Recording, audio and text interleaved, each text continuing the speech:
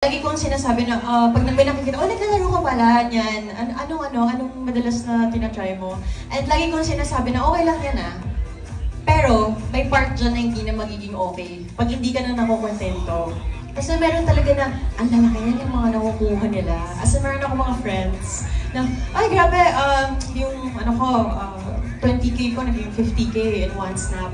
So parang, okay, pero learn how to stop. Diba? Parang, ito dapat for fun to.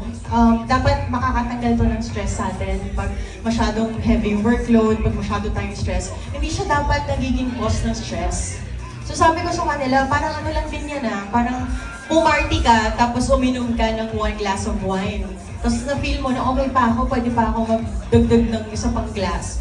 Pag na-feel mo na hindi ka na makakauwi, then stop na. Parang gano'n lang din siya Parang walang para sa akin. Opinion ko po yun, and iba-iba naman tayo ng opinion. For me, walang pinagkaiba yun sa mga nakikita nating mga bagay na pwedeng malulung ang mga tao at mapunta sila sa madilim na mundo. Diba? For me, walang masama. Kung gusto mo yan, gusto ka masaya, at like ko sinasabi, mayaman ka ba? May extra ka ba? Go. Pero kung hindi, ay, no. Lagi ko po yung sinasabi sa kanila. So,